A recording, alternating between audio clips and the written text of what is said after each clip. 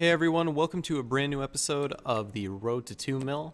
This episode I'm going to be doing a quick skill showcase of Shade from jobs 1 to 4. So obviously starting out at 1 we have the only active damage ability, which is Flash Fist. See here? Pretty much it's just decent AoE, you know, your general attack, and then obviously you have your flash jump. There we go. So pretty much pretty basic stuff. I'd say pretty minimal compared to what some other classes do receive. And then you have just a regular defense passive. Moving on to second job, you have it definitely. Oops, that's a third job skill. Hop over here. Okay, so anyways, moving on to second job, it gets a little more exciting. I'll definitely admit, this was probably my favorite until fourth job came along. Starting out with ground pound, which is a good strong AoE skill, which is going to help you train. Also, I believe it applies a slow, although if you aren't in range, it will only apply the slow, not the damage. So as you can see, it's a pretty decent mobbing skill. It's going to be your main mobbing skill for 30 to 70. So that'll definitely be your main skill, like I did just mention before. But then it gets a little more interesting with these two skills. You have the two blade imp skills, which are downward slash and forward slash. So basically, the way downward slash works is you're just gonna go up above, and it will occasionally bring mobs down. And then forward is like it says. Here, I'll hop over here. It'll just pull them to you. Kill these guys before I die. These are some fourth job skills that I'm showing right now. But anyways, then you also have the basic backstep, which personally I'm super excited to use in bosses like Empress and Golix, just because having played a Phantom, I usually die a lot just because we have a flash jump, sort of a buggy teleport skill. Then basically your usual passives. Knuckle Mastery, Spirit Bond, Strength Training, and Fox Spirits. Although, the one skill I would mention out of these passives would be Fox Spirits, just because, basically the way it works is there's a 10% proc. So whenever you hit something, there's a 10% chance it will throw out, probably the equivalent to what a Phantom card is. It will throw out a Fox that's on fire, or a Spirit Fox. We don't get to the Fire Foxes yet. But then it does some extra damage, some little bit more of DPS, and it repeats 2 times per attack. Next is the third job's skill set, which personally I thought was a little boring, although it definitely has some really strong utility that will carry you through to fourth job. So basically your first skill is going to be a replacement to ground pound, which is going to be Shockwave Punch, which is a large AoE attack that's mainly forward based. And usually in most training areas it will hit the platform above you, as long as you set it up right. Then also you get the third Blade Imp, which is Spin Slash, which is a pretty cool ability. It is a AoE. I'll hop in here, which is going to be an AoE ability that will pull all mobs to you and do some decent damage. And usually I combo them starting out with downward slash, so much like this. So pretty basic combo. Another thing to take note of is all 3 of the Blade Imp skills, the more points you put in them, the less the cooldown is.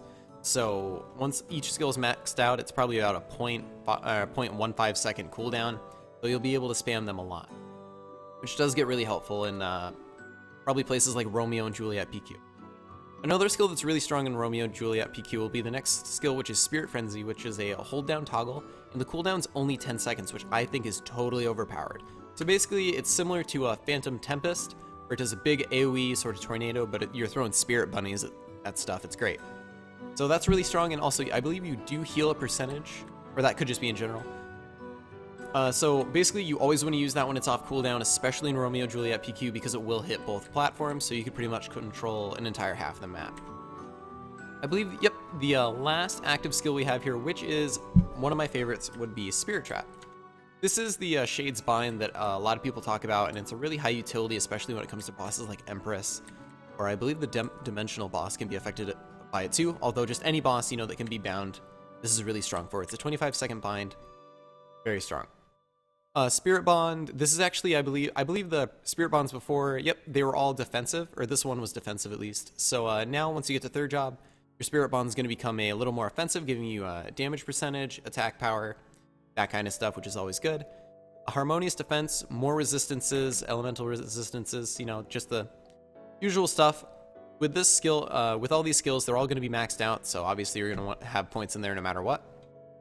Next up is Summon Other Spirit, which is basically a save if you die.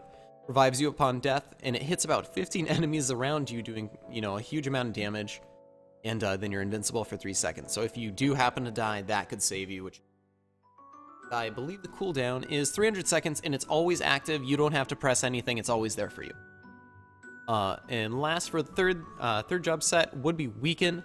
There's a 10% proc chance to set a spirit on them, and it will make so their, I believe their accuracy, their damage taken is increased, and their accuracy is less. Yep. But that's a pretty cool skill. Obviously, like I said, all these are going to be maxed out. All 1, 2, 3, all going to be maxed out. And obviously, same for 4. You're going to probably have left over 50 skill points when it comes to 4th job. So next is 4th job, which obviously I was looking forward to the entire time, and I mean that's pretty much with every single class. First you start out with Bomb Punch, which is a super high utility, high AoE, and it's going to be your main training skill. So let me show you what the range is here. It's definitely strong in MP3, which is where I'm training at now. So as you can see, it hits this platform and the platform above, so it's really strong. And you definitely want to have points in it, and probably max it first just based on where you're training. But pretty much there's no place where you're not going to be AoEing to be training. So definitely high utility there, and it's a really cool looking skill. Next up is probably going to be your main bossing skill, although depending on the boss you could still use Bomb Punch. Although I think Spirit Claw looks cooler. It does 8 attacks, and max number of enemies hit is 3. So definitely it's a higher damage, higher attack speed I believe, although obviously you are hitting less enemies, although that's definitely what you're going to be using in when bossing. Knatmar is just, it marks them with Spirit. Attacks become critical attacks, and you take no damage from damage reflection. That's a really cool thing to do, especially when you think about Empress or anyone who does damage reflect. As well as, I believe, yeah, you do get lifesteal when they are marked with that. Now, another thing that I believe I mentioned before, in which you could combine with the Bind, is Soul Splitter. So basically, Soul Splitter is going to allow you to split the enemy's soul from their body, and allows you to do 50% extra damage to that split soul. So pretty much if you're utilizing AoE abilities and you have these 2 souls split and possibly bound, that's guaranteed super high constant DPS for probably, let's see how long it is. I can't even tell, but it's a huge amount. So definitely high utility, although while training, it's not going to be your highest priority. Although obviously once you're about 140, you know, pretty much everything's going to be maxed. You have the basic Maple Warrior, which luckily, you know, since Red or whatever update it was, you know, you could get it to 30 really quick and easy and cheap, instead of, you know, paying 500 mil for a book that might fail on you. And then you have Spirit Ward, which I personally am not a huge fan of, and realistically, it is almost the only active buff that Shades have, which I'm okay with, because I was used to, you know, playing Phantoms and having to have 3 different macros with 3 different buffs on them. It just, you know, took a lot of time and almost got killed. I probably got killed a lot because of it.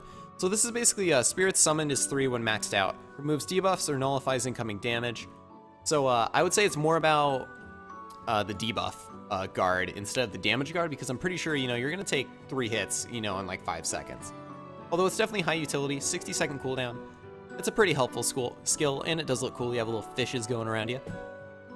And now this is, I just think it's hilarious, and like I said, I am a huge fan of the throwing extra things as you attack, because, you know, I played a Phantom for so long.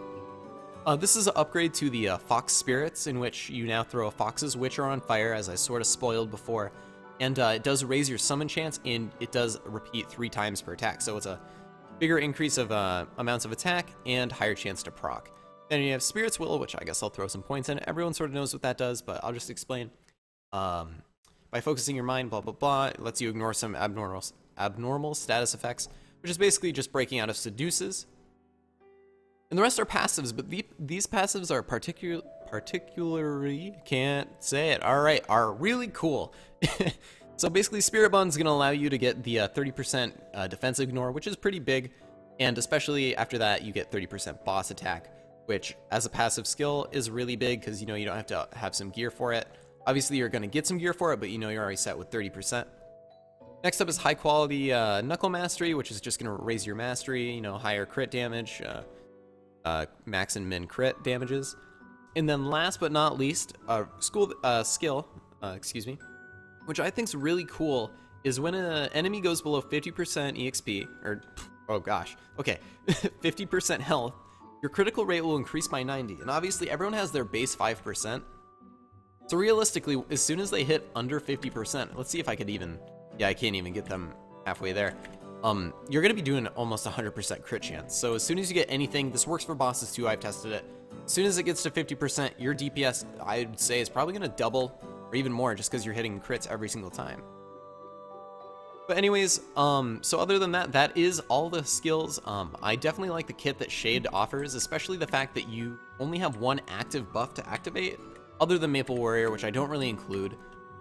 Although, I think it's really interesting that this class doesn't really have anything, because, you know, people usually ask, what's your ranged unbuffed, and you're not really buffed ever. Other than that, there's the hyper skills here, which I do not have access yet to. Although I'll probably show in another video, but these are definitely cool ones, a lot cooler than some other classes that I've seen. And yeah, I believe that is it, you know, the regular stuff, all this. And this, really helpful. I'll probably go through a bigger explanation of that. But other than the skills, I guess I'll share my experience of what I've dealt with Shade so far. Shade has actually been a really enjoyable class. I always sort of liked a pirate-based or knuckle-based class, although I never really went for it because obviously Buccaneers now shoot lasers, not punch things. That's a little disappointing. This is at least close enough for me. Although definitely the fact that you have two different abilities to switch between, and both have really high utility in the end game, and as well as having a bind and soul split, it really gives you opportunities to do some things that a lot of classes couldn't do alone, but also a lot of things some classes couldn't do in parties. Makes you really high priority when bossing, so, you know, that's always good. Always a good way to fund yourself as well. But anyways, guys, that's going to be it for the video. Hopefully I'll be working on some more. Hopefully you like this, and hopefully this was informative, because Shades are really cool, and honestly, I would like to see more of them around. I've actually only seen a few, and I've heard about one who's like, you know, the biggest damage in the server, and they're apparently quitting, so I'll be the next biggest damage in the server, just saying. But anyways, guys, thanks for watching. Make sure to comment, like, and subscribe. I remember I forgot to mention that in the last video. But anyways, I will see you all on the road.